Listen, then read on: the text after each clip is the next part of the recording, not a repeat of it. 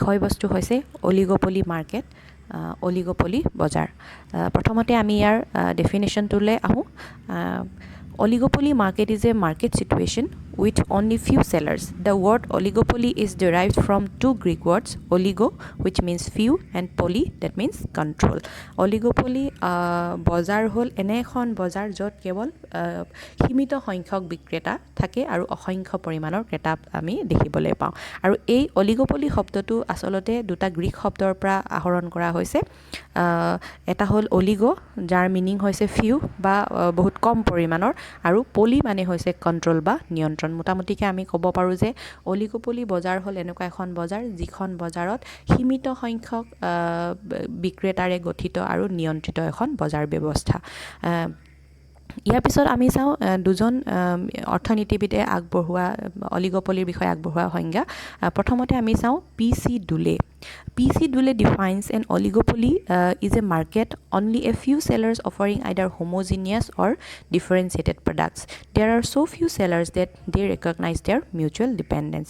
PC Dule define কৰিছে যে oligopoly market হ'ল খুব সীমিত সংখ্যক আৰু কম সংখ্যক বিক্ৰেতাৰে গঠিত এখন বজাৰ য'ত বিক্ৰেতাসকলে হয়তো সমগুণ সম্পন্ন দ্ৰব্য আৰু হয়তো পৃথকীকৃত দ্ৰব্য সামগ্ৰী বিক্ৰী কৰা দেখিবলৈ পোৱা যায়। আৰু যিহেতু খুব সীমিত সংখ্যক বিক্ৰেতা থকাৰ কাৰণে সেই বিক্ৰেতাসমূহৰ মাজত এক প্ৰকাৰৰ মিউচুৱেল আণ্ডাৰষ্টেণ্ডিং বা মিউচুৱেল ডিপেণ্ডেঞ্চিও আমি দেখিবলৈ পাওঁ। তাৰপিছতে অন্য এজন অৰ্থনীতিবিদ এম কনেলে ডিফাইন কৰিছে যে oligopoly is a market situation in which number of firms in an industry is so small that each must reconsider the reaction of rivals in formulating its policy. এম কনেলে এটা শব্দ ব্যৱহাৰ কৰিছে ৰাইভেলছ। ইয়াত ৰাইভেলছ মানে হৈছে প্ৰতিদ্বন্দ্বী। এতিয়া যিহেতু এম কনেলে ডিফাইন কৰিছে যে অলিগোপলি বজাৰ হ'ল সীমিত সংখ্যক বিক্ৰেতাৰে গঠিত এনে এখন বজাৰ য'ত বা এনে এখন ইণ্ডাষ্ট্ৰি যি ইণ্ডাষ্ট্ৰিৰ ভিতৰত বহুত সীমিত সংখ্যক বা কম সংখ্যক ফাৰ্মেৰে গঠিত এখন ইণ্ডাষ্ট্ৰি, আৰু সেই ইণ্ডাষ্ট্ৰিসমূহ ইমানেই বেছি সৰু যে তেওঁলোকৰ প্ৰত্যেকখন ফাৰ্মে ইণ্ডাষ্ট্ৰিখনৰ ভিতৰত থকা প্ৰত্যেকখন ফাৰ্মে এখনে আনখনৰ প্ৰতিদ্বন্দ্বী হিচাপে কাৰ্য কৰে, আৰু প্ৰতিদ্বন্দ্বী হিচাপে কাৰ্য কৰাৰ কাৰণে প্ৰত্যেকখন ফাৰ্মে নিজৰ কিবা এটা সিদ্ধান্ত গ্ৰহণ কৰিবলৈ যাওঁতে অন্য এখন ফাৰ্মৰ যি কাৰ্যকলাপ সেই কাৰ্যকলাপৰ ওপৰত নিৰ্ভৰ হোৱা আমি দেখিবলৈ পাওঁ। আৰু সেইকাৰণে ইয়াত ৰাইভেলৰী বা ৰাইভেল শব্দটো ব্যৱহাৰ কৰা হৈছে। যিকোনো ধৰণৰ সিদ্ধান্ত গ্ৰহণৰ আগতে প্ৰত্যেকখন ফাৰ্মে আনবোৰ ফাৰ্মৰ ওপৰত ডিপেণ্ড কৰিব লগা হয়, বা আনসমূহ ফাৰ্মে যিখিনি কাম কৰি আছে বা যিখিনি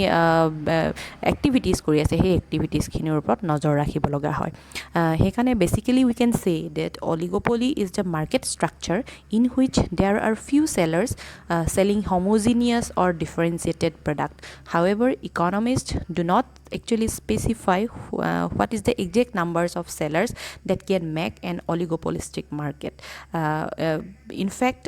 it depends on the market size basically. However, if two sellers is there in a market, then we can say that market as a duopoly market. And if there is a single seller in a market, then we can name that market as a monopoly market. মানে কৈছে যে এইটোৱে কথা যে যিহেতু oligopoly market হ'ল এনেকুৱা এখন বজাৰ ব্যৱস্থা, এনেকুৱা এটা ছিষ্টেম হয়, এনেকুৱা এটা মাৰ্কেট হয় যিখন মাৰ্কেটত বিশেষকৈ খুব সীমিত সংখ্যক বিক্ৰেতাৰে গঠিত এখন মাৰ্কেট আৰু বজাৰ, আৰু সেই বজাৰখনত তেওঁলোকে সমগুণ সম্পন্ন দ্ৰব্যৰ লগতে পৃথকীকৃত দ্ৰব্য সামগ্ৰীও বিক্ৰী কৰিব পাৰে। আৰু যিহেতু অৰ্থনীতিবিদসকলে আজিলৈকে কোনো ধৰণৰ সীমা এটা বান্ধি দিয়া নাই বা এনেকুৱা ধৰণৰ এটা লিমিট ছেট কৰি দিয়া নাই যে কিমান পৰিমাণৰ বিক্ৰেতা হ'লে আমি অলিগোপলিষ্ট বুলি ক'ব পাৰোঁ, অলিগোপলিষ্টিক মাৰ্কেট বুলি ক'ব পাৰোঁ। যিহেতু আমি অলৰেডি পঢ়িছোঁ, তোমালোকে হয়তো পঢ়িছা আগতে, তোমালোকে জানা যে নিৰ্দিষ্ট এখন বজাৰত যদি কেৱল এজন বিক্ৰেতা থাকে তেতিয়াহ'লে সেই বজাৰখনক আমি মনোপলি বজাৰ বুলি ক'ব পাৰোঁ বা একচেটিয়া বজাৰ বুলি ক'ব পাৰোঁ। আৰু দুজন যদি বিক্ৰেতা থাকে তেতিয়াহ'লে সেই বজাৰখনক আমি কিন্তু দুঅপলি বুলি ক'ব পাৰোঁ। এতিয়া যিহেতু ইয়াতে দুজন থাকিলে যিহেতু দুঅপলি হয়, তেনে ক্ষেত্ৰত অলিগোপলিষ্টিক মাৰ্কেটত কিন্তু বিক্ৰেতাৰ পৰিমাণটো দুজনতকৈ অধিক হ'ব লাগিব। দুজনতকৈ অধিক কিন্তু খুব বেছি নহয় মানে সীমিত সংখ্যক দুজনতকৈ অধিক কিন্তু সীমিত সংখ্যক এটা এই সীমিত সংখ্যকটো একচুয়ালি ম্যাক্সিমাম নাম্বাৰটো কিমান হয় সেই কথাটো কিন্তু এতিয়ালৈকে কোনো ইকনমিষ্ট এতিয়ালৈকে সেট কৰা নাই এতিয়ালৈকে কোনো ধৰণৰ তাৰ এটা সীমা বান্ধি দিয়া নাই যে ইমান সংখ্যক হ'লেহে অলিগোপলিষ্ট হ'ব বা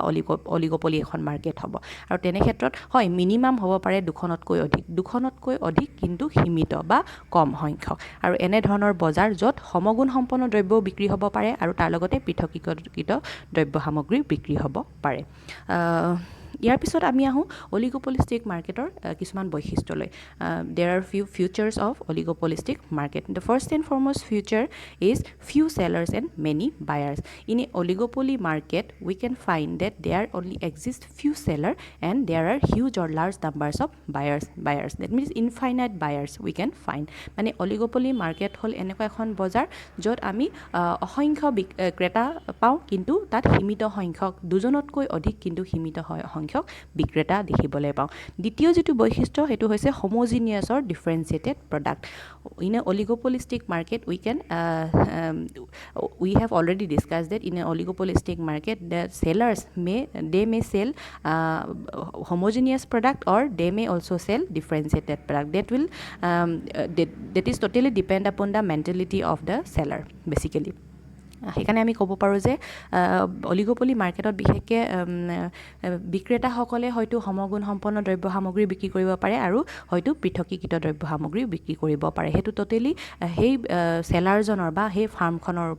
ফাৰ্মখনৰ মানসিকতাৰ ওপৰতহে নিৰ্ভৰ কৰিব তেওঁলোকে কেনেকুৱা ধৰণৰ দ্ৰব্য সামগ্ৰী বিক্ৰী কৰিব বিচাৰে অন্য এটা বৈশিষ্ট্য হৈছে মিউচুৱেল ইণ্টাৰডিপেণ্ডেন্স আমি যিহেতু দেখিবলৈ পাইছোঁ যে সীমিত সংখ্যক বিক্ৰেতাৰে গঠিত এখন বজাৰ অলিগোপলি বজাৰ তেনে ক্ষেত্ৰত যেহেতু সংখ্যাটো খুব সীমিত হয় আৰু সেই কাৰণে সীমিত হোৱাৰ কাৰণে তাত আমি প্ৰত্যেকখন মাৰ্কেটৰ প্ৰত্যেকখন ফাৰ্মে এখনে আনখনৰ ওপৰত নিৰ্ভৰ হোৱা আমি দেখিবলৈ পাওঁ সেইকাৰণে we can say that they are mutually interdepends one upon another মানে আমি ক'ব পাৰোঁ যে প্ৰত্যেকখন ফাৰ্মে এখনে আনখনৰ ওপৰত নিৰ্ভৰ কৰা আমি দেখিবলৈ পাওঁ বা ইণ্টাৰডিপেণ্ড হোৱা আমি দেখিবলৈ পাওঁ তাৰপিছত অন্য এটা বৈশিষ্ট্য হৈছে lack of uniformity basically in a oligopolistic market all the farms maybe differ in various aspects maybe they are differ in aspects of size they may be differ in aspects of share in the market they may be differ in the aspects of commodity they produce they may be differ in the aspects of price that they determine for their products in such a way they may be differ in various aspects therefore we cannot say that they are uniform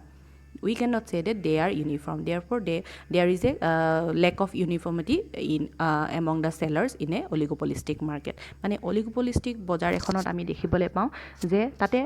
প্ৰত্যেকখন সেলাৰ সমূহৰ মাজত বা যি সমূহ farm তাতে থাকে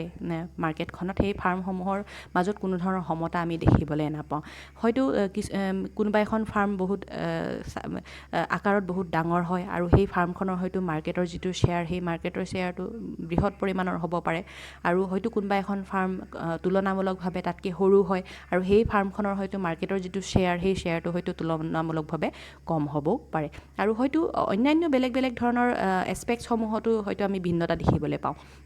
যেনেকৈ ধৰা দৰ নিৰ্ধাৰণৰ ক্ষেত্ৰত কোনোবা এখন ফাৰ্মে দৰ উচ্চ পৰিমাণৰ নিৰ্ধাৰণ কৰে কোনোবা এখন ফাৰ্মে দৰ নিম্ন হাৰত নিৰ্ধাৰণ কৰে কোনোবা এখন ফাৰ্মে হোমোজিনিয়াছ বা সমগুণ সম্পন্ন দ্ৰব্য সামগ্ৰী উৎপাদন কৰে কোনোবা এখন ফাৰ্মে হয়তো ডিফাৰেঞ্চিয়েটেড বা পৃথকীকৃত দ্ৰব্য সামগ্ৰী উৎপাদন বা বিক্ৰী কৰিব পাৰে এনেধৰণে আমি অলিগোপলি মাৰ্কেটত সমতা দেখিবলৈ নাপাওঁ therefore we can say that there is a lack of uniformity in a oligopolistic market then another important future of oligopolistic market is advertisement and competition definitely as we know that the numbers of sellers in a oligopolistic market is very limited very few therefore it is very must that there is some kind of competition among the sellers এতিয়া আমি ক'ব পাৰোঁ যে যিহেতু ফাৰ্মৰ সংখ্যাটো বহুত কম হয়, ফাৰ্মৰ সংখ্যাটো কম হোৱাৰ কাৰণে আমি ক'ব পাৰোঁ যে তাতে এক প্ৰকাৰৰ কম্পিটিশ্যন থকা আমি ক'ব পাৰোঁ। যিহেতু কম্পিটিশ্যন থাকিব, যিহেতু ফাৰ্মৰ সংখ্যাটো বহুত কম হয়, বহুত সীমিত সংখ্যক ফাৰ্মেৰে গঠিত হয়, তেনে ক্ষেত্ৰত আমি এক প্ৰকাৰৰ কম্পিটিশ্যন হোৱা দেখিবলৈ পাওঁ। এতিয়া কম্পিটিশ্যন বেলেগ বেলেগ এছপেক্টত হ'ব পাৰে, কম্পিটিশ্যনৰ যিখিনি এছপেক্ট সেই এছপেক্টটো বেলেগ বেলেগ ধৰণৰ হ'ব পাৰে। আৰু তাতে আমি দেখিবলৈ পাওঁ বিশেষকৈ অলিগ'পলি মাৰ্কেটৰ এটা বৈশিষ্ট্য আছে যে তাতে যিসমূহ ফাৰ্মে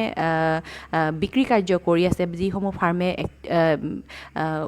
এক্টিভলি পাৰ্টিচিপেট কৰিছে, সেই ফাৰ্মসমূহৰ ক্ষেত্ৰত বিশেষকৈ আমি এক প্ৰকাৰৰ সেই ফাৰ্মসমূহে এডভাৰটাইজিং কষ্ট বা চেলিং কষ্ট এটা বহন কৰা দেখিবলৈ পাওঁ। এতিয়া এডভাৰটাইজিং কষ্ট মানে হৈছে বিপণনৰ কাৰণে বা বিপণীৰ কাৰণে এটা এক প্ৰকাৰৰ ব্যয়, আৰু তাৰ লগতে বিক্ৰী। একচুৱেলি তাক আমি এডভাৰটাইজিং কষ্টটো একচুৱেলি আমি চেলিং কষ্ট বুলি ক'ব পাৰোঁ, যিহেতু ইয়াৰ মূল উদ্দেশ্য হৈছে এতিয়া এডভাৰটাইজ কৰাৰ মূল উদ্দেশ্য যিহেতু বিক্ৰীৰ পৰিমাণ সৰ্বাধিক কৰা। যদি কোনোবা এখন ফাৰ্মে আজি ভাল ধৰণে অধিক খৰচ কৰি যদি এডভাৰটাইজিং কৰে, তেতিয়াহ'লে ডেফিনেটলি বিক্ৰীৰ পৰিমাণ বেছি হ'ব, মানুহ বেছি এট্ৰেক্ট হ'ব, কাষ্টমাৰ বেছি এট্ৰেক্ট হ'ব, আৰু কাষ্টমাৰে কি হ'ব, বেছিকৈ দ্ৰব্য সামগ্ৰীৰ চাহিদা কৰিব বা ক্ৰয় কৰিব। তেনে ক্ষেত্ৰত এডভাৰটাইজিং কষ্ট এটা বহন কৰা আমি দেখিবলৈ পাওঁ। তাৰ লগতে যিহেতু এডভাৰটাইজিং হোৱাৰ লগে লগে তাত প্ৰতিদ্বন্দ্বিতাৰ বা প্ৰতিযোগিতাৰ এটা সৃষ্টি হোৱা আমি দেখিবলৈ পাওঁ। সেইকাৰণে অলিগ'পলি মাৰ্কেটত বিশেষকৈ চেলিং কষ্ট বা এডভাৰটাইজিং কষ্ট আৰু তাৰ লগতে এক প্ৰকাৰৰ কম্পিটিশ্যনো আমি দেখিবলৈ পাওঁ। ইয়াৰ পিছতে অন্য এটা বৈশিষ্ট্য হৈছে যে এক্সিষ্টেঞ্চ অফ প্ৰাইচ ৰিজিডিটি। এতিয়া প্ৰাইচ ৰিজিডিটি বুলি কোৱাৰ লগে লগে definitely in a oligopolistic market any seller they can change their price. Now, for example, if any seller used to increase the price of their commodity, at that time the other sellers, even though they are interdependent, even though they are mutually interdependent upon one another, in that case also, if a single seller used to increase or raise the price of the commodity he used to sell, then other farm will never follow the same path. In that case, he may face some kind of loss. On the other hand, if any farm used to decrease or decline or cut down the price of the commodity he used to sell, then definitely other farm, because we have already studied about one future, that is all the farms are mutually interdependent. Therefore, in that case, if a single seller used to cut the price of their commodity, then definitely the other farms will follow the same step. In that case also he may suffer some kind of loss. মানে ইয়াতে কৈছে যে যদি কোনোবা এখন ফাৰ্মে দৰ বৃদ্ধি কৰে, তেনে ক্ষেত্ৰত অন্য ফাৰ্মসমূহে যদিও নিৰ্ভৰশীল হয়, অন্য ফাৰ্মসমূহে কিন্তু দৰ বৃদ্ধি নকৰায়, আৰু তেনে ক্ষেত্ৰত যিখন ফাৰ্মে দৰ বৃদ্ধি কৰিব সেই ফাৰ্মখনে লোকচানৰ সন্মুখীন হ'ব। আৰু অন্য হাতত যদি কোনোবা এখন ফাৰ্মে যদি দৰ হ্ৰাস কৰে, দৰ হ্ৰাস হোৱাৰ লগে লগে চাহিদাৰ পৰিমাণ বৃদ্ধি পাব বুলি দৰ হ্ৰাস কৰে, তেনে ক্ষেত্ৰত কিন্তু অন্য ফাৰ্মসমূহে কিন্তু লগে লগে দৰ হ্ৰাস কৰা ষ্টাৰ্ট কৰি দিব, আৰু তেনে ক্ষেত্ৰতো কি হ'ব, তেখেতে লোকচানৰ বা সেই নিৰ্দিষ্ট ফাৰ্মখনে লোকচানৰ সন্মুখীন হ'ব। এতিয়া দুয়োটা পদ্ধতিতে কিন্তু তেওঁৰ কোনো ধৰণৰ এক্সট্ৰাকৈ এটা লাভ দেখিবলৈ আমি নাপাওঁ, আৰু তেনে ক্ষেত্ৰত এক প্ৰকাৰৰ প্ৰাইচ ৰিজিডিটি বা এটা নিৰ্দিষ্ট পৰিমাণৰ দৰ স্থিৰকৰণ কৰা আমি দেখিবলৈ পাওঁ। মানে এক নিৰ্দিষ্ট পৰিমাণৰ দৰ স্থিৰ কৰি নিৰ্দিষ্ট পৰিমাণৰ দ্ৰব্য সামগ্ৰী বিক্ৰী কৰা আমি দেখিবলৈ পাওঁ। এইটো হ'ল অন্য এটা বৈশিষ্ট্য। তাৰপিছত আমি দেখিবলৈ পাওঁ some element of monopoly. In oligopolistic market, we can find some feature or characteristics of monopoly market also. আমি একচেটিয়া বজাৰৰ কিছুমান বৈশিষ্ট্য আমি অলিগ'পলি বজাৰত দেখিবলৈ পাওঁ। Then after another important feature is uncertain demand curve. In a oligopolistic market, we cannot determine a demand curve properly. The demand curve cannot be determined properly in a oligopolistic market. মানে oligopolistic বজাৰ এখনত আমি চাহিদা ৰেখা, যাক আমি average revenue ৰেখা বা গড় আয় ৰেখা বুলি কওঁ, এভাৰেজ ৰেভিনিউ ৰেখা বা চাহিদা ৰেখাডাল আমি সঠিকভাৱে নিৰ্ধাৰণ কৰিব নোৱাৰোঁ বা অংকন কৰিব নোৱাৰোঁ। তাৰপিছত অন্য এটা বৈশিষ্ট্য হৈছে বেৰিয়াৰ্ছ টু এণ্ট্ৰি। এতিয়া বেৰিয়াৰ্ছ টু এণ্ট্ৰিটোৱে কৈছে যে প্ৰৱেশত বাধা। যেনেধৰণে আমি পূৰ্ণ প্ৰতিযোগিতামূলক বজাৰত পঢ়িছিলোঁ যে সেই পূৰ্ণ প্ৰতিযোগিতা বজাৰত যিকোনো এখন ফাৰ্মে যিকোনো সময়ত প্ৰৱেশো কৰিব পাৰে প্ৰস্থানো কৰিব পাৰে কিন্তু মনোপলি মাৰ্কেটত আমি চাইছিলোঁ যে কোনো ফাৰ্মে ইচ্ছাকৃতভাৱে প্ৰৱেশ কৰিবও নোৱাৰে আৰু প্ৰস্থান কৰিবও নোৱাৰে ঠিক তেনেধৰণে মনোপলি মাৰ্কেটৰ দৰে অলিগোপলিষ্টিক মাৰ্কেটতো আমি দেখিবলৈ পাওঁ যে যিকোনো এখন ফাৰ্মে ইচ্ছাকৃতভাৱে প্ৰৱেশ কৰিব নোৱাৰে কিয় প্ৰৱেশ কৰিব নোৱাৰে একচুৱেলি প্ৰৱেশ কৰিব নিবিচাৰে যিহেতু অলিগোপলিষ্টিক মাৰ্কেট এখনত যিহেতু সীমিত সংখ্যক বিক্ৰেতা থাকে আৰু তাৰ লগতে তাতে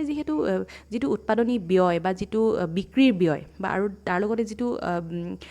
এডভাৰটাইজিং কষ্ট এডভাৰটিজমেণ্ট কষ্টটো ইমানেই বেছি হয় ইমানেই চেলিং কষ্টটো ইমানেই বেছি হয় আৰু তাতে ইমানেই বেছি কম্পিটিশ্যন হয় অন্য ফাৰ্মসমূহে বা বাহিৰৰ পৰা কোনোবা এখন ফাৰ্মে কিন্তু তাত সোমাবলৈ ইচ্ছা নকৰে বা ইচ্ছা প্ৰকাশ নকৰে সেইকাৰণে ইয়াত আমি এটা বেৰিয়াৰ এক প্ৰকাৰৰ বাধা আমি দেখিবলৈ পাওঁ মানে তেওঁলোকে ইচ্ছাও নকৰে আৰু তাৰ লগতে তাতে কোনো ফাৰ্মে ইচ্ছা কৰি পিনি তাতে সোমাব নোৱাৰে যিহেতু অলৰেডি সেই অলিগোপলি মাৰ্কেট বা যিটো ইণ্ডাষ্ট্ৰি সেই ইণ্ডাষ্ট্ৰিটোত অলৰেডি লিমিটেড সংখ্যক বা সীমিত সংখ্যক ফাৰ্ম অলৰেডি তাতে আছে আৰু সেই ফাৰ্মসমূহৰ মাজত কলিউজন থাকিব পাৰে তেওঁলোকৰ মাজত বুজা পৰা থাকিব পাৰে আৰু তেনে ক্ষেত্ৰত বাহিৰা ফাৰ্মসমূহক কিন্তু সোমোৱাত বাধা সৃষ্টি কৰা আমি দেখিবলৈ পাওঁ তাৰপিছত শেষৰ বৈশিষ্ট্যটো হৈছে existence of non profit motive এতিয়া অন্যান্য যিবোৰ বজাৰ ব্যৱস্থা আছিলে অন্যান্য বজাৰ ব্যৱস্থাসমূহত আমি দেখিবলৈ পাইছোঁ যে বিক্ৰেতাসকলৰ মেইন মটিভটো হৈছে প্ৰফিট মেক্সিমাইজেশ্যন কৰা বিশেষকৈ মনোপলি আমি যদি চাওঁ মনোপলি যিহেতু একচেটিয়া বজাৰ তেনে ক্ষেত্ৰত প্ৰফিট মেক্সিমাইজেশ্যনটোৱে হৈছে মূল উদ্দেশ্য কিন্তু দেখিবলৈ পাওঁ যে অলিগোপলি মাৰ্কেটত যিহেতু অলিগোপলি মাৰ্কেটত যিসমূহ সীমিত সংখ্যক বিক্ৰেতা আছে বিক্ৰেতাসমূহ দৰ নিৰ্ধাৰণকাৰীও নহয় আৰু দৰ গ্ৰহণকাৰীও নহয় বা তেওঁলোকে কেৱল দৰ বিচাৰি থাকে মানে কিমান পৰিমাণৰ দৰ কোন সময়ত নিৰ্ধাৰণ কৰিলে ভাল হ'ব তেওঁলোকক আমি প্ৰাইচ চাৰ্চাৰ বুলি ক'ব পাৰোঁ সেই ক্ষেত্ৰত যিহেতু তেওঁলোকে দৰ বেছি কৰিলেও লোকচান হয় দৰ হ্ৰাস কৰিলেও লোকচান হয় তেনে ক্ষেত্ৰত তেওঁলোকে বেছিকেলি কোনো ধৰণৰ সদায় এনেকুৱা নহয় যে সদায় যে প্ৰফিট মটিভতেই যে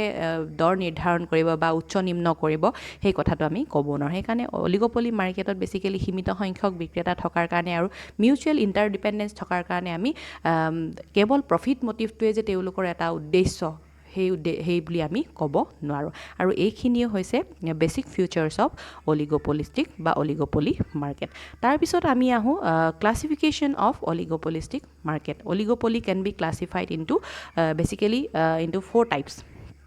The first and foremost types of oligopoly is first classification is perfect or imperfect monopoly.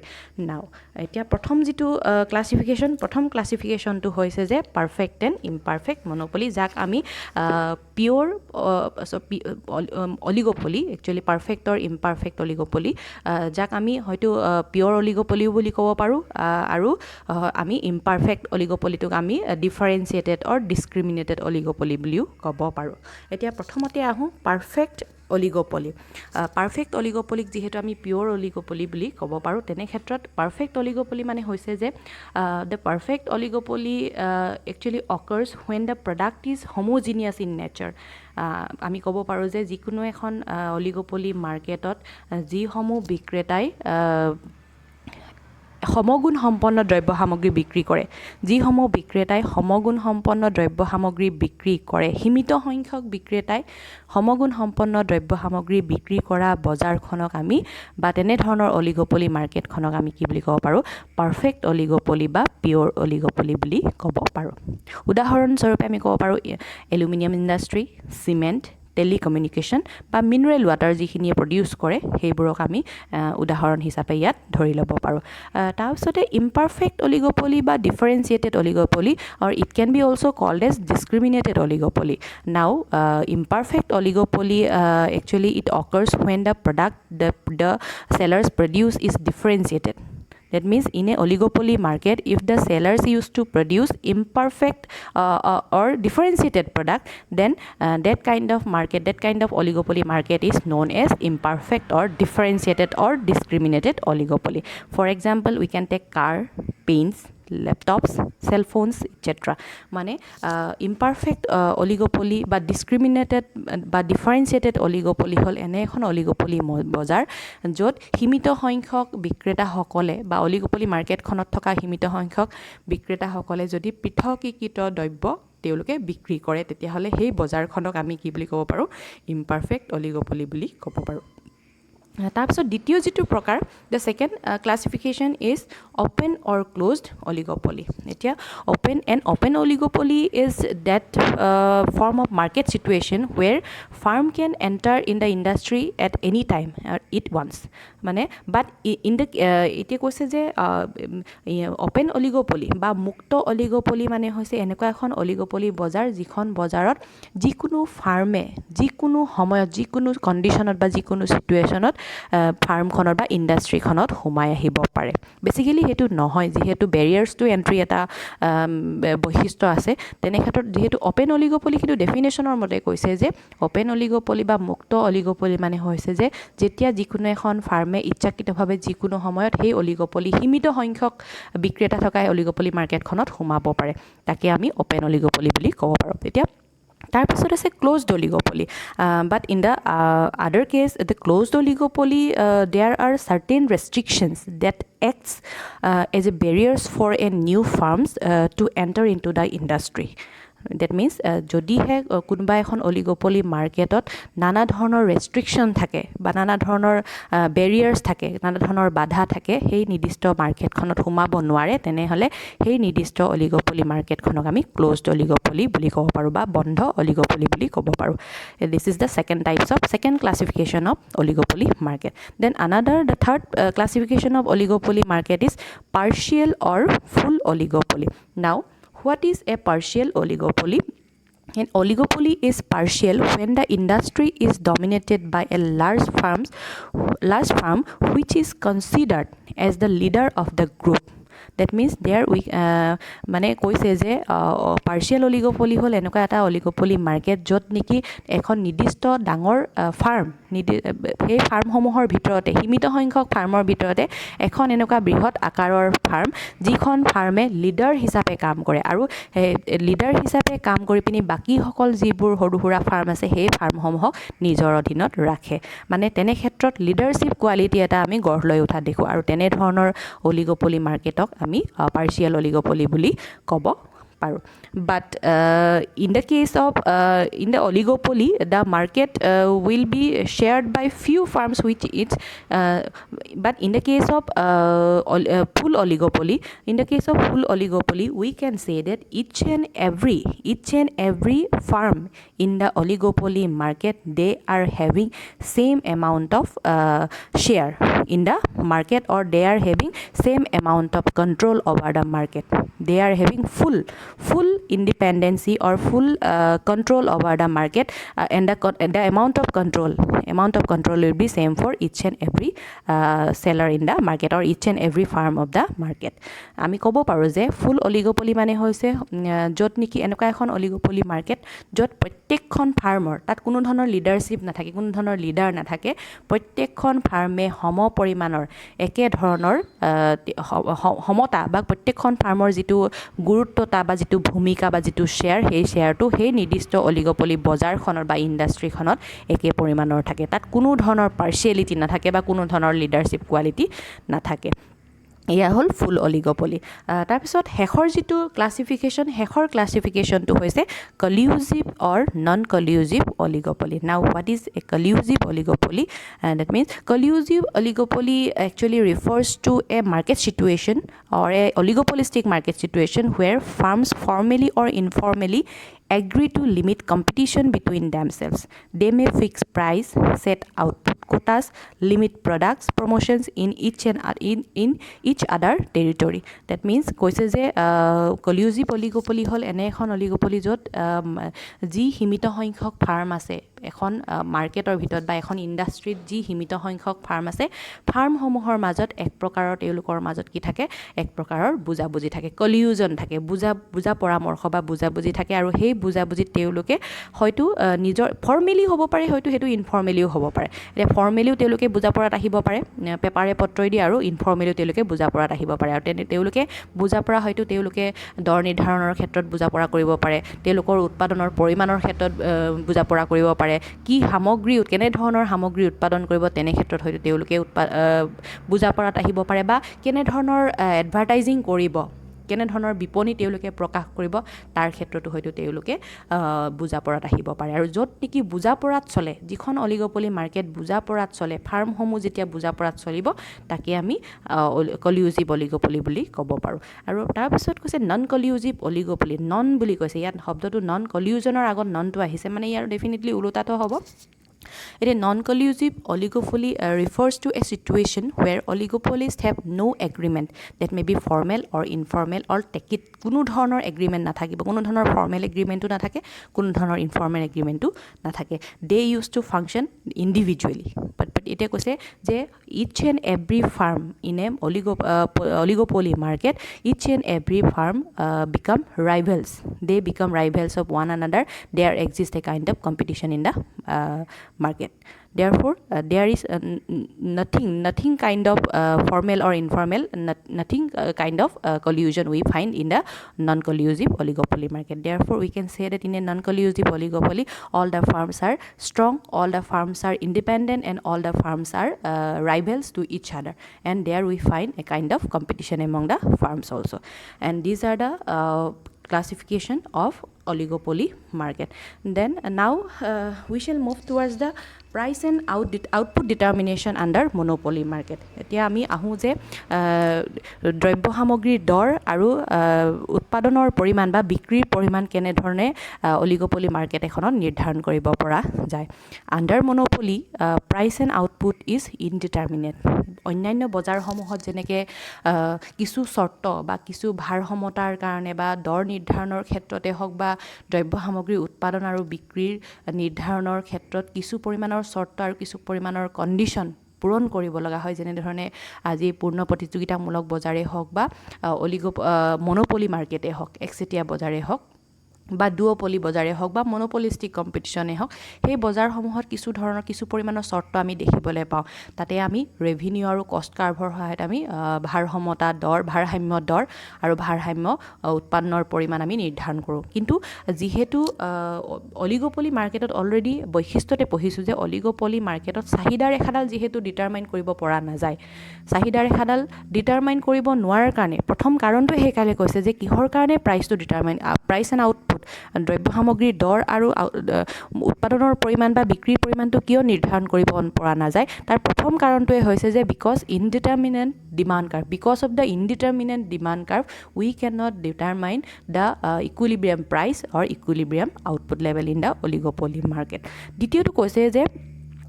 profit maximization is not only the motive because in a oligopoly market we have already discussed or we have already found that in the future that all the firms may not be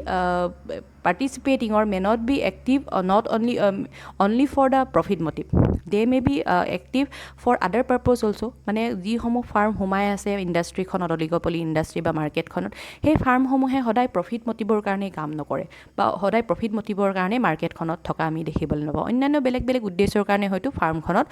সোমাই থকা আমি দেখিবলৈ পাওঁ সেইকাৰণে profit মেক্সিমাইজেশ্যন যিহেতু ইয়াত সদায় motive নহ'ব পাৰে তেনে ক্ষেত্ৰত প্ৰফিট মেক্সিমাইজেশ্যন নকৰাৰ কাৰণে হয়তো কিছুমান যি certain conditions আছে ইকুইলিব্ৰিয়াম প্ৰাইচ আৰু আউটপুট ডিটাৰমিনেশ্যন তেনে ক্ষেত্ৰত কিন্তু অসুবিধা হ'ব পাৰে সেইকাৰণে যিহেতু প্ৰফিট মটিভটো সদায় এটা ছিংগল মটিভ নহয় সেইকাৰণে প্ৰাইচ আৰু আউটপুট ডিটাৰমিনেশ্যনটো অসুবিধা হোৱা আমি দেখিবলৈ পাওঁ তাৰপিছতে অন্য এটা যি কাৰণ হৈছে আউটপুট ডিটাৰমাইন কৰিব নোৱাৰা বা প্ৰাইচ ডিটাৰমাইন কৰিব নোৱাৰা অন্য এটা কাৰণ হৈছে যে ডিফাৰেণ্ট বিহেভিয়াৰ পেটাৰ্ণ আমি সকলোৱে জানো যে সীমিত সংখ্যক বিক্ৰেতা যদিও এখন ফাৰ্মত থাকে তথাপিতো প্ৰত্যেকখন ফাৰ্মৰ যিটো মেণ্টেলিটি বা যিটো বিহেভিয়াৰ যিটো এক্টিভিটি সেই এক্টিভিটিটো প্ৰত্যেকখন ফাৰ্মৰে বেলেগ হয় আৰু already we have studied in a future that there is a lack of uniformity among the farms মানে আমি পঢ়িছোঁ যে ফাৰ্মসমূহৰ মাজত কোনো ধৰণৰ সমতা নাথাকে বেলেগ এছপেক্টছত আমি সমতা দেখিবলৈ নাপাওঁ তেনে ক্ষেত্ৰত যিহেতু বিহেভিয়াৰবোৰ বেলেগ হয় বিহেভিয়াৰিং পেটাৰ্ণবোৰ যিহেতু বেলেগ হয় সেইকাৰণে আমি বিহেভিয়াৰিং পেটাৰ্ণবোৰ বেলেগ হোৱাৰ কাৰণে কোনো ধৰণৰ নিৰ্দিষ্ট চৰ্ত আমি তাতে ধৰিব নোৱাৰোঁ বা নিৰ্দিষ্ট কণ্ডিশ্যন আমি ধৰিব নোৱাৰোঁ যে সেই কণ্ডিশ্যনটোৰ সহায়তে যে আমি ভাৰসাম্য দৰ আৰু ভাৰসাম্য ভাৰসাম্য উৎপন্নৰ পৰিমাণ আৰু বিক্ৰীৰ পৰিমাণটো আমি নিৰ্ধাৰণ কৰিব পাৰোঁ সেইকাৰণে এই এনেধৰণৰ যিবোৰ কাৰণ এই কাৰণসমূহৰ কাৰণে হয়তো অলিগোপলি মাৰ্কেটত because of the indeterminate demand curve আৰু কিছুমান কাৰণ এই যিবোৰ বিশেষকৈ প্ৰফিট মেক্সিমাইজেশ্যনটো যে সদায় উদ্দেশ্য নহয় আৰু তাৰ লগতে ডিফাৰেণ্ট পেটাৰ্নছ অফ বিহেভিয়াৰ প্ৰত্যেকজন চেলাৰৰ বিহেভিয়াৰটো বেলেগ বেলেগ হোৱাৰ কাৰণে হয়তো অলিগোপলি মাৰ্কেট এখনত আমি ভাৰসাম্য দৰ নিৰ্ধাৰণৰ ক্ষেত্ৰত ভাৰসাম্য দৰ আৰু ভাৰসাম্য বিক্ৰীৰ পৰিমাণ বা উৎপাদনৰ পৰিমাণটো আমি নিৰ্ধাৰণ কৰিব নোৱাৰোঁ শেষত আমি আহোঁ ইমাৰ্জেঞ্চ অফ অলিগোপলি কি কাৰণে আচলতে অলিগোপলি মাৰ্কেট এখন সৃষ্টি হ'ব পাৰে what are the different conditions of emergence of oligopoly market এতিয়া first and foremost condition for emergence of oligopoly market is that innovation The first and foremost condition is there is যদি দেখা যায় যে কেতিয়াবা যেতিয়া ইনোভেশ্যন হয় নতুনকৈ যেতিয়া কিবা এটা বস্তু ইনোভেশ্যন কৰা হয় বা ফাউণ্ড কৰা হয় বা নতুনকৈ কিবা এটা বস্তু যেতিয়া উদ্ঘাটন কৰা হয় তেনে ক্ষেত্ৰত আমি দেখিবলৈ পাওঁ যে তাতে অলিগোপলি নিচিনা এখন মাৰ্কেটৰ সৃষ্টি হোৱা আমি দেখিবলৈ পাওঁ তাৰপিছতে দ্বিতীয় যিটো কাৰণ হৈছে সেইটো হৈছে ইকনমিজ অফ স্কেল এতিয়া কৈছে যে by virtue of huge investment and large scale production large size corporation enjoy absolute cost advantage due to economies of scale in their purchases of industrial inputs acquiring external finances and in sales organization. This factor gives the existing firm a comparative advantage over a new firms, especially in price competition. This works not only at different from entry of new firms but also cause exit of high cost firm leading to fall in the member of the firms. মানে economies of scale এটা economies of scale মানে আমি সকলোৱে জানো যে কোনোবা এখন ফাৰ্মৰ যদি নিজৰ কিছুমান ৰ মেটেৰিয়েলছ থাকে কিছুমান যদি বিশেষকৈ কিছুমান স্পেচিয়েলিটি বা স্কিল্ড যদি থাকে বা কোনোবা এখন ফাৰ্মৰ যদি স্পেচিয়েলাইজেশ্যন থাকে যিকোনো বস্তু উৎপাদনৰ ক্ষেত্ৰত তেনে ক্ষেত্ৰত সীমিত সংখ্যক ফাৰ্ম সেই ফাৰ্মসমূহৰ মাজত এখন ফাৰ্ম যদি স্পেচিয়েলাইজ হয় সেই ফাৰ্মখনৰ যদি উৎপাদন ক্ষমতাটো যদি বেছি হয় বা স্কিল্ড হয় তাৰ লগতে ৰ মেটেৰিয়েলছ যদি বেছি থাকে তেনে ক্ষেত্ৰত ইকনমিজটো পাই যায় scale of economies of scale বা তেওঁৰ সুবিধাটো বিশেষকৈ বেছি হয় তেনে ক্ষেত্ৰত তেওঁ বহু ধৰণে তেওঁৰ যিটো ব্যয় উৎপাদনী ক্ষেত্ৰত ব্যয়ৰ পৰিমাণটো বহুত পৰিমাণে কম হৈ আহে যিহেতু সকলোবোৰ বস্তু এক্সটাৰ্নেলি হওক বা ইণ্টাৰনেলি তেওঁৰ সেইখিনি বস্তু নিজৰ লগত আছে সেইখিনি সুবিধা তেওঁৰ থকাৰ কাৰণে সেই ফাৰ্মখনৰ সেই সুবিধাখিনি থকাৰ কাৰণে বহু পৰিমাণৰ ব্যয়ৰ পৰা বাচি যায় বা ৰেহাই পায় তেনে ক্ষেত্ৰত সেই ইকনমিজ অফ স্কেল হোৱাৰ কাৰণে কি হয় কেতিয়াবা অন্য ফাৰ্মসমূহে সেই মাৰ্কেটখনত বা সেই নিৰ্দিষ্ট ইণ্ডাষ্ট্ৰিটোত সোমাবলৈ চেষ্টা নকৰে যিহেতু অলৰেডি স্পেচিয়েলাইজড হয় কোনোবা এখন ফাৰ্ম যদি স্পেচিয়েলাইজড হয় তেতিয়াহ'লে ডেফিনেটলি স্পেচিয়েলাইজড ফাৰ্মখনে যিটো উৎপাদন কৰিব তাৰ চাহিদা বজাৰত বেছি হ'ব এতিয়া বেলেগ এখন ফাৰ্মে তাত সোমাবলৈ চেষ্টা নকৰে বেলেগ এখন ফাৰ্ম নতুনকৈ তাত সোমাব চেষ্টা নকৰে যিহেতু উৎপাদনী খৰচটো বহুত বেছি ব্যয় বহনৰ পৰিমাণটো বহুত বেছি তেনে ক্ষেত্ৰত বেলেগ ফাৰ্ম সোমাব নোৱাৰে আৰু এটা কথা যে তাৰ পৰা যিবোৰ এক্সিষ্টিং ফাৰ্ম যিখিনি অলৰেডি ফাৰ্ম তাতে আছিল যদি কোনোবা ইকনমিজ অফ স্কেলৰ কাৰণে যদি উৎপাদনৰ পৰিমাণ বা প্ৰডাক্টিভিটি লেভেলটো যদি বেছি হয় আৰু তেনে ক্ষেত্ৰত উৎপাদনী ব্যয় বহন কৰিব পৰা ক্ষমতা যদি কোনোবা এখন নিৰ্দিষ্ট ফাৰ্মৰ বাঢ়ি যায় তেনে ক্ষেত্ৰত যিবোৰ ফাৰ্ম অলৰেডি অলিগোপলি মাৰ্কেটখনৰ ভিতৰত আছিল সেই ফাৰ্মসমূহে লাহে লাহে সেই মাৰ্কেটখন এৰিবলৈ ষ্টাৰ্ট কৰে মানে এৰি গুচি যাবলৈ ষ্টাৰ্ট কৰে তেনে ক্ষেত্ৰত কি হয় ডেফিনেটলি সেইটোৱে বাহিৰৰ পৰা অন্য ফাৰ্মো সোমাব নিদিয়ে আৰু তাৰ লগতে এক্সিষ্টিং যিসমূহ ফাৰ্ম আগতে তাতে আছিল সেই ফাৰ্মসমূহেও লাহে লাহে সেই নিৰ্দিষ্ট ইণ্ডাষ্ট্ৰিটো বা সেই নিৰ্দিষ্ট বজাৰখন এৰি যাবলৈ বাধ্য হৈ যায় আৰু তেনে ক্ষেত্ৰত ডেফিনেটলি কি হয় সীমিত সংখ্যক বা যি বিক্ৰেতাৰ বা যি ফাৰ্মৰ সংখ্যাটো অট'মেটিকেলি কি হয় লিমিটেড হৈ যায় বাধ্যত পৰি ফাৰ্মৰ সংখ্যাটো বাহিৰৰ পৰাও যিহেতু নাহে আৰু ভিতৰত থকাখিনিও লাহে লাহে যিহেতু এৰি গুচি যায় তেনে ক্ষেত্ৰত আমি দেখিবলৈ পাওঁ যে সীমিত সংখ্যক ফাৰ্ম দেখিবলৈ পাওঁ আৰু এনেধৰণে কি হয় অলিগোপলিষ্টিক মাৰ্কেট এখন সৃষ্টি হোৱাত সহায় হোৱা দেখিবলৈ পোৱা যায় তাৰপিছত অন্য এটা কাৰণ হৈছে যে কণ্ট্ৰল অভাৰ এছেঞ্চিয়েল ৰিচ'ৰ্চেছ এতিয়া এছেঞ্চিয়েল ৰিচ'ৰ্চেছ যিখিনি সম্পদ আছে, যিখিনি প্ৰয়োজনীয় খুব এচেঞ্চিয়েল সম্পদ আছে এখন ফাৰ্ম চলিবলৈ, সেই সম্পদসমূহৰ যদি কোনোবা এখন নিৰ্দিষ্ট ফাৰ্মৰ যদি তাত কণ্ট্ৰল থাকে, তেতিয়াহ'লে ডেফিনেটলি কি হ'ব, সেই নিৰ্দিষ্ট ফাৰ্মখনৰ উৎপাদনী ক্ষমতা বাঢ়িব, হয়নে, বা সেই নিৰ্দিষ্ট ফাৰ্মখনে ইকনমিজ অফ স্কেল পাব, হয়নে। তেনে ক্ষেত্ৰত বিশেষকৈ আমি ক'ব পাৰোঁ যে where a firm acquire control over almost the entire supply of important inputs that is required to produce a certain commodity, the new firm find extremely difficult to enter the industry. এতিয়া কোনোবা এখন ফাৰ্মৰ যদি নিৰ্দিষ্ট যিখিনি উপাদানৰ ব্যৱহাৰ হয় উৎপাদন প্ৰক্ৰিয়াত, তেনে ক্ষেত্ৰত নিৰ্দিষ্ট উপাদানসমূহৰ ব্যৱহাৰৰ ক্ষেত্ৰত যিখিনি নিৰ্দিষ্ট উৎপাদনৰ পৰিমাণ উৎপাদন কৰোঁতে যিখিনি উপাদান ব্যৱহাৰ হয়, সেই উপাদানখিনি যদি এখন নিৰ্দিষ্ট ফাৰ্মৰ যদি কণ্ট্ৰল থাকে, তেতিয়াহ'লে সেই নিৰ্দিষ্ট ফাৰ্মখনে উৎপাদন বেছিকৈ কৰিব, আৰু তেনে ক্ষেত্ৰত বাকী যিবোৰ ফাৰ্ম থাকে সেই ফাৰ্মসমূহে তেনে ক্ষেত্ৰত অসুবিধাৰ সৃষ্টি হ'ব, বাকী ফাৰ্মসমূহে অসুবিধা পাব, যিহেতু এখন ফাৰ্মে ইমান ধুনীয়াকৈ যিহেতু তেওঁৰ নিজস্ব সেইখিনি উপাদান আছে, উপাদান থকাৰ কাৰণে সেই সুবিধাখন তেওঁ পায়, ইকনমিজ অফ স্কেলৰ দৰে সেই সুবিধাখন পোৱাৰ কাৰণে তেওঁ উৎপাদন কৰিব পাৰে, তেওঁৰ ব্যয় বহন কৰিব পৰা ক্ষমতাও বাঢ়ি যায়। তেনে ক্ষেত্ৰত বাকী যিসমূহ ফাৰ্ম, সেই বাকী ফাৰ্মসমূহে কিন্তু সমস্যাৰ সন্মুখীন হ'ব লগা হয়, আৰু বাকী ফাৰ্মসমূহে বাধ্যত পৰি তেনে ক্ষেত্ৰত কি হয়, সেই নিৰ্দিষ্ট মাৰ্কেটখন এৰি পিনি গুচি যাব লগা হয়, আৰু তেনে ক্ষেত্ৰতো কি হয়, অলিগোপলি মাৰ্কেট সীমিত সংখ্যক বিক্ৰেতা থকা এখন বজাৰ সৃষ্টি হোৱাত সহায় কৰা আমি দেখিবলৈ পাওঁ। ইয়াৰ পিছত অন্য এটা কাৰণ হৈছে যে লিগেল ৰেষ্ট্ৰিকশ্যনছ এণ্ড পেটেণ্টছ। এতিয়া পেটেণ্ট ৰাইট থকাৰ কাৰণে বা লিগেলি ৰেষ্ট্ৰিকশ্যন, আমাৰ চৰকাৰে যিটো আমাৰ লিগেল এইডৰ পৰা যিখিনি ৰেষ্ট্ৰিকশ্যন থাকে, কিছু ধৰণৰ বাধ্যবাধকতা বা যিখিনি বাধা থাকে, কিছুমান বেৰিয়াৰ্ছ থাকে, সেই বেৰিয়াৰ্ছৰ কাৰণেও কেতিয়াবা কি হয়, কিছুমান ফাৰ্মে, কিছুমান প্ৰডিউচাৰে নিৰ্দিষ্ট সেই অলিগোপলি মাৰ্কেটখনত এণ্ট্ৰি মাৰিব নোৱাৰে, আৰু কেতিয়াবা দেখা যায় যে পেটেণ্টেড কিছুমান দ্ৰব্য সামগ্ৰী উৎপাদন আৰু বিক্ৰীৰ যিটো ৰাইট, যিটো পেটেণ্ট বুলি কোৱা হয়, সেই ৰাইটটো কেৱল এখন নিৰ্দিষ্ট ফাৰ্মকে দিয়া থাকে। তেনে ক্ষেত্ৰত কি হয়, অন্য ফাৰ্মসমূহে কিন্তু সেই নিৰ্দিষ্ট বস্তুটো উৎপাদন কৰি বিক্ৰী কৰিব নোৱাৰে। পেটেণ্ট ৰাইটছ থকাৰ কাৰণে আৰু তাৰ লগতে কিছুমান আইনী কিছুমান বাধা থকাৰ কাৰণে, ৰেষ্ট্ৰিকশ্যন থকাৰ কাৰণেও কেতিয়াবা কি হয়, ফাৰ্মসমূহে অলিগোপলি মাৰ্কেটত সোমাব নোৱাৰে বা তাতে উৎপাদন কাৰ্য কৰিব নোৱাৰে আৰু বিক্ৰী কাৰ্যও কৰিব নোৱাৰে, আৰু এনেধৰণে কি হয়, সীমিত সংখ্যক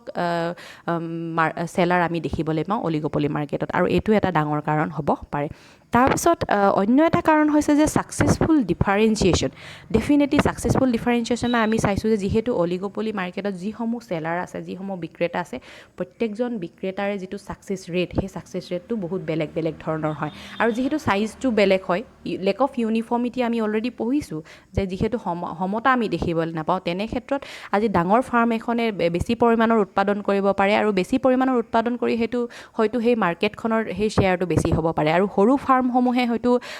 কম পৰিমাণৰ উৎপাদন কৰিব পাৰে, আৰু মাৰ্কেটৰ যিটো শ্বেয়াৰ, সেই শ্বেয়াৰটো তেতিয়া কম পোৱাও আমি দেখিবলৈ পাওঁ। তেনে ক্ষেত্ৰত যিখন ফাৰ্মৰ শ্বেয়াৰ বেছি হ'ব, সেই ফাৰ্মৰ প্ৰফিটটো বেছি হ'ব, আৰু যিখন ফাৰ্মৰ শ্বেয়াৰটো কম হ'ব, মাৰ্কেটৰ শ্বেয়াৰটো কম হ'ব,